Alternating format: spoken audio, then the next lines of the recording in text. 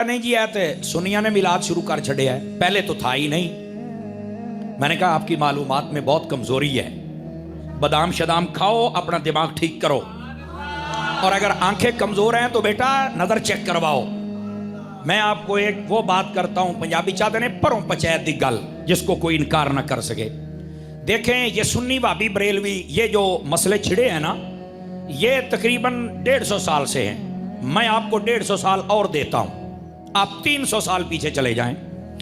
आज से लेकर 300 साल तक की कोई किताब नहीं पढ़नी आपने।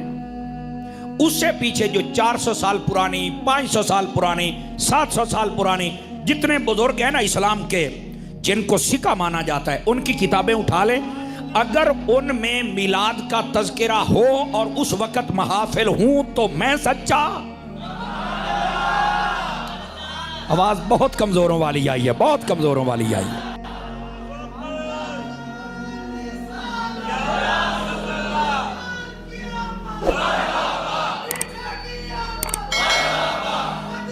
अल्लाह अल्लाह आपको सलामत रखे। अब इस बात को आप पढ़े लिखे हजरात बैठे हैं भाई, इस बात को समझने को, ये कहना कि ये नया काम है, बाबा किसने कहा है नया काम है? आप खुदा का खौफ करें यार। आप क्या समझते हैं ये पूरी उम्मत ये दीन में बिगाड़ पैदा कर रही है? बाबा खुदा का खौफ करो। मैं छूट दे रहा हूं, 300 साल की किताबें छोड़ दो, उससे पिछले बुजुर्गों को पढ़ो, बड़े बड़े जो आपके जहन में आता है आप उनको पढ़ो।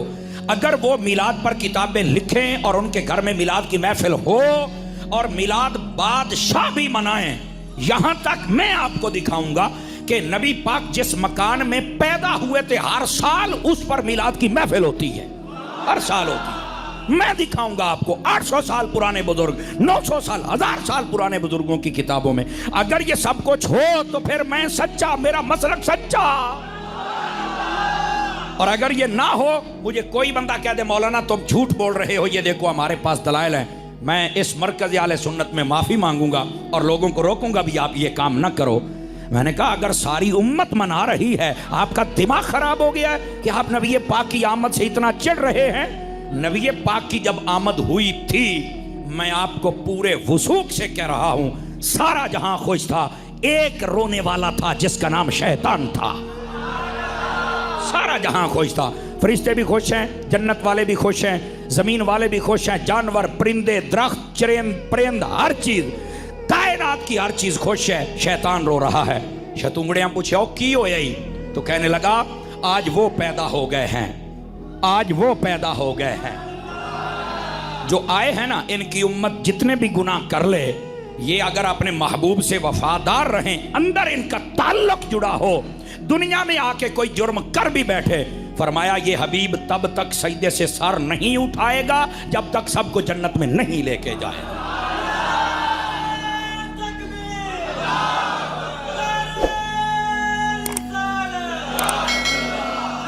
अल्लाहु अकबर।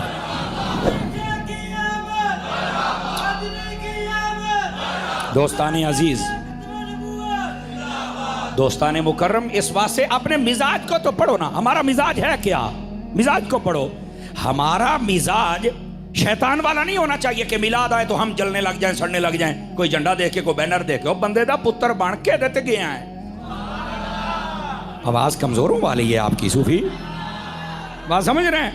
अपना मिजाज रखना है तो वैसा रख जैसा अल्लाह ने अपने हबीब के लिए दिया है मिजाज, वैसा मिजाज रखो ना यार। और वो क्या है? फरिश्ते खुश हैं, आसमान वाले खुश हैं, जन्नत वाले खुश हैं, जानवर खुश हैं, दरख्त खुश हैं, नदियां खुश हैं, सारे जहां में खुशियां हैं और यहां मातम की तैयारी हो रही है।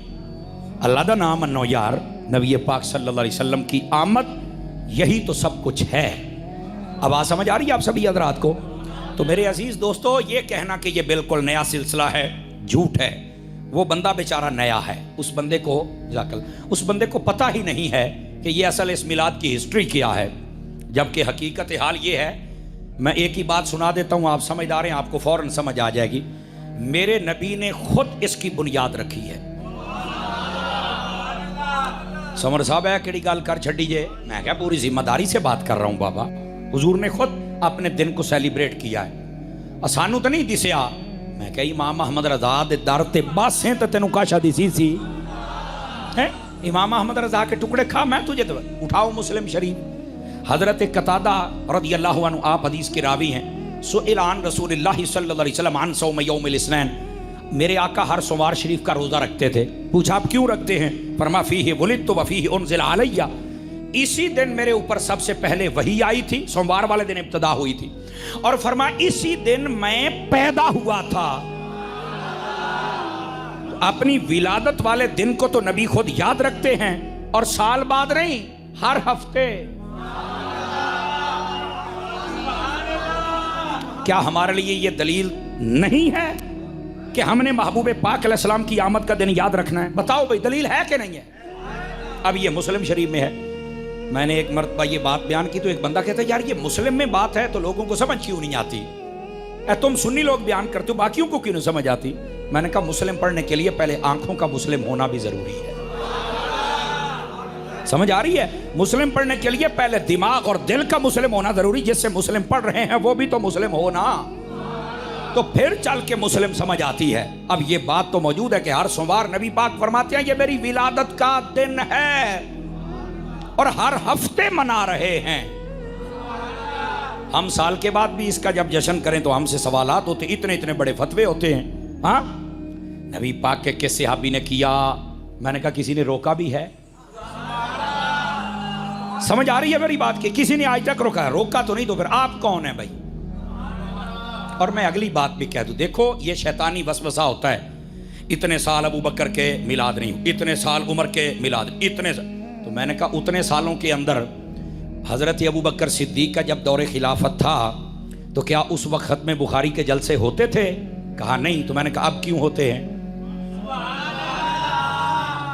ये लोग जो सहाबा के नाम की महफिलें सजाते हैं, शान सहाबा कॉन्फ्रेंस, अजमत सहाबा कॉन्फ्रेंस, मैंने कहा हजरत अबू बकर सिद्दीक ने सजाई थी, उमर पाक ने सजाई थी, उस्मान पाक ने, मौला अली ने, इमाम हसन ने, हजरत मेरे मुआविया ने। कहा नहीं। तो मैंने कहा ये बिदअत नहीं है यार, छोटी छोटी बातें हैं ना, मुझे इनका जवाब चाहिए। नबी के दौर में ये कॉन्फ्रेंस थी, बुखारी के जलसे थे। ये जो आज हमारे मदरसे बने, कोई माई कलाल साबित कर दे ये मदरसे और मुरव्वजा निसाब, ये जी बुखारी पढ़ाई जाएगी, यहाँ से तिरमिज़ी, यहाँ से अबू दाऊद, ये सर्फ और ये नहव पढ़ाई जाएगी, और ये जनाब उसूल शाशी पढ़ाई जाएगी, ये कंज़ो दक़ाइक़ पढ़ाई, ये किताबें उस वक्त पढ़ाई जाती थी। तो क्या मदरसों में सब बिदअत पढ़ा रहे हो? ओ बाबा ये कुछ भी नहीं था हुजूर के ज़माने में। एक मीलाद आ गया तो तुम्हारे पेट में दर्द हो गया, बाकी सब कुछ जो नबी के दौर में नहीं था सब कुछ कर रहे हो और जायज़ है। ओ भाई ये बातें ऐसी हैं कि जिनको अगर आप समझ जाएंगे ना तो आपके जहनों की खलिश दूर हो जाएगी। लोग बड़ी अजीब हो गई, हुजूर एक मीलाद के बारे में पूछा जाता है, उस जमाने में था कि नहीं था? मैंने कहा सहाबा ना भी करें तो जब हुजूर ने कर लिया, सोमवार का दिन तो दलील तो बन गई ना। समझ आ रही? बाकी जो कुछ है किसी ने किया तो हमसे बात करो, तो ये जायज कैसे हो गया? उम्मत का दिमाग वैसे ही नबी पाक सल्लल्लाहु अलैहि वसल्लम की मोहब्बत से खाली न करो। तुम्हें तो चाहिए कि ये बताओ यार, मुझे आज तक इस बात की समझ नहीं आई, आप पढ़े लिखे हजरात बैठे हैं, 25 दिसंबर जब आता है तो ईसाई लोग इसको बड़ा दिन कहते हैं कि नहीं कहते? बताइए मुझे। हालांकि कायनात का ये बहुत बड़ा झूठ है इस दौर में कि 25 दिसंबर का दिन बड़ा है। टाइम के एतबार से 365 या 360 दिन जितने भी हैं, 365 दिनों में सबसे छोटा दिन 25 दिसंबर का है। टाइम के एतबार से समझे, सबसे छोटा दिन ये है।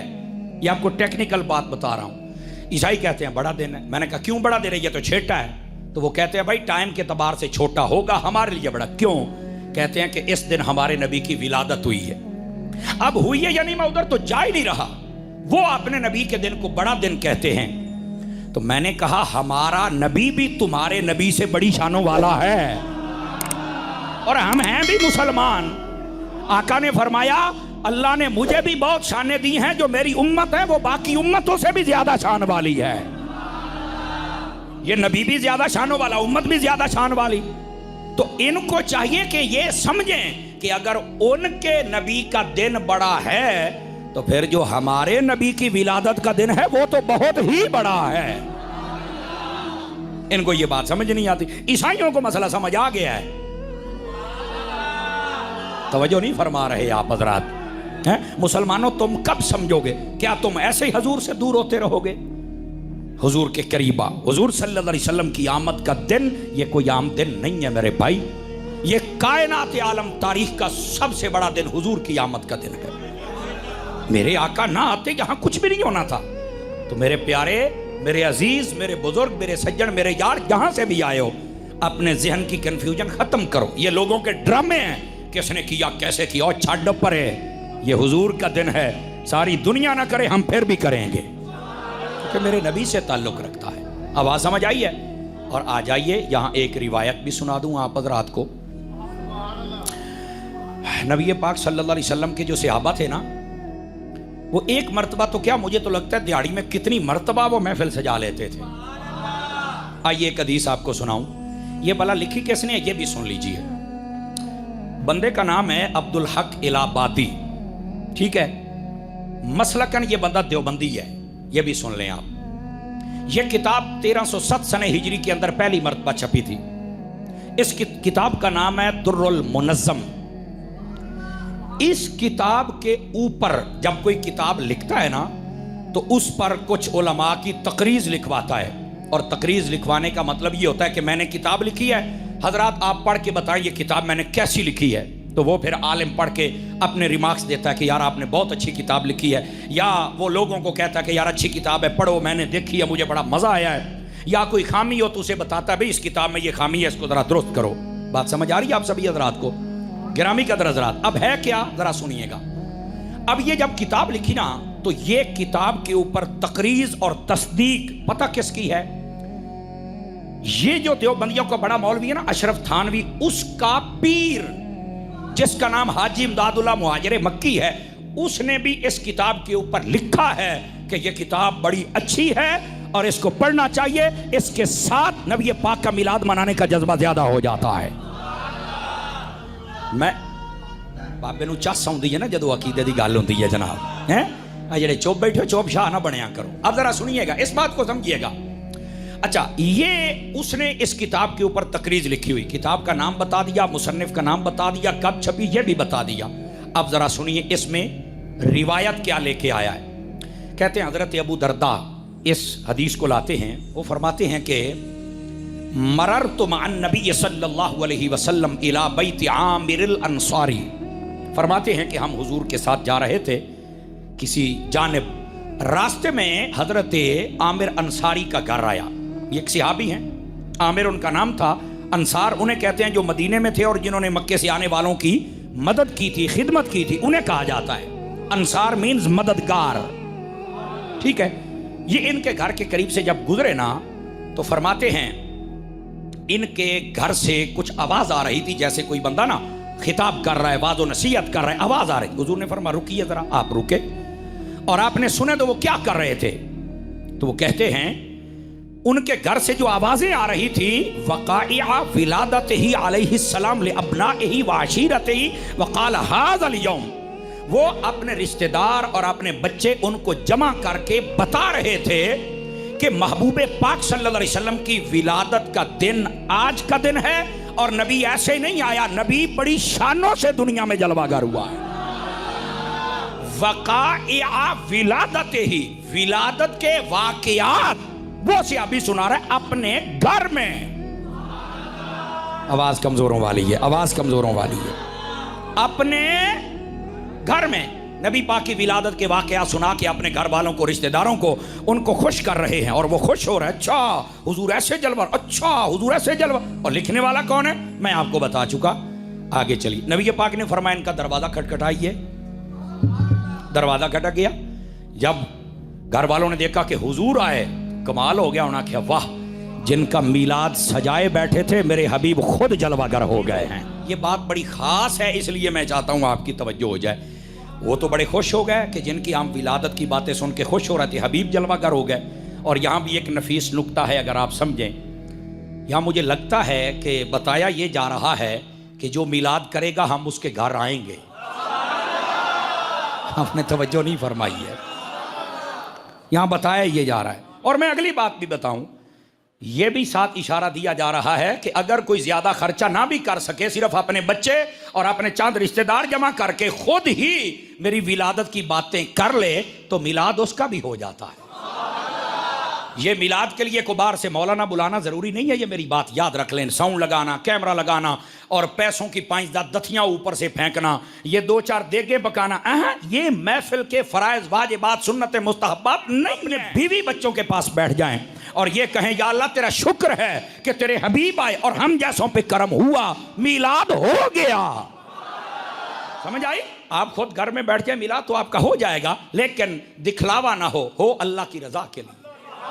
हुजूर की आमद का तज़किरा किया करो, बीवी बच्चों के पास बैठ के किया करो, मिलाद की महफिल हो जाएगी यार।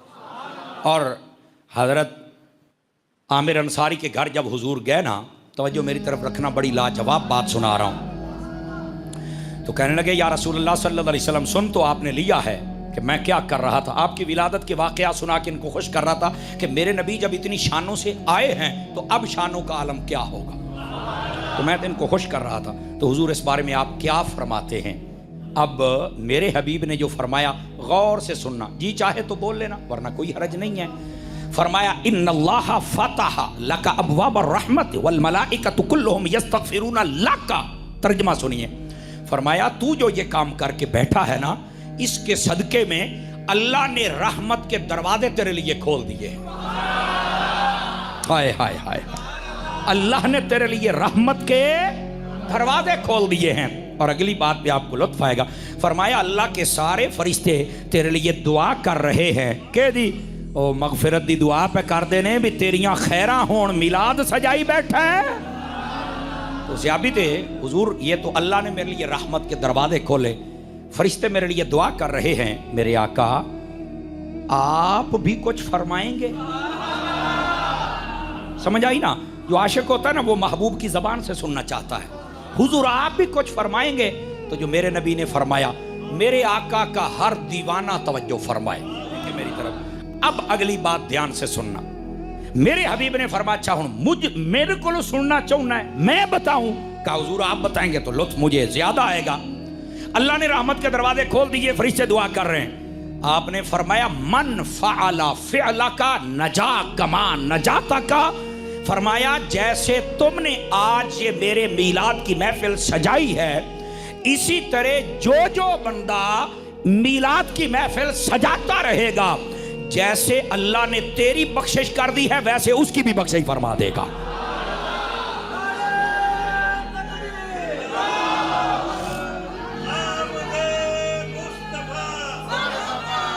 तवज्जो है सब हज़रात की? जिसको जितना लुत्फ आया है वो उतना बोल सकता है, कोई अर्ज की बात नहीं। मेरे अजीज दोस्तों, मेरे बुजुर्गों को गौर से सुनो। महबूब पाक सल्लल्लाहु अलैहि वसल्लम के सहाबी हैं और उनका घर है। हुजूर की आमद के वाक़यात सुना रहे और महबूब पाक सल्लल्लाहु अलैहि वसल्लम आप खुद तशरीफ ले आए। ये नहीं कहा ओए महफिल नहीं करनी सी, तो शिरक हो गया, ओए तुसी तो लुटे गए, ओए दोबारा कलमा पढ़ो तुहाडे नाल बनिया की है। आपने तवज्जो नहीं फरमाई। खुदा के बंदे क्या कर रहे हो? अब कहते हैं कि सहाबा ने मिलाद नहीं मनाया, हमें बताओ। मैं क्या जे तुहाडी किताबे लिखिया तो मांगा अपने बड़कियां नू पढ़ ले। सानू कोई मसला नहीं है, आप पढ़ते नहीं है। आप पढ़ेंगे तो आपको फिर पता चलेगा ये मिलाद। मैं कहता हूं जो मिलाद नहीं मनाता वो हुजूर से उस लेवल की मोहब्बत कर ही नहीं पाता। तो खुशी करता ना हुजूर की आमद की।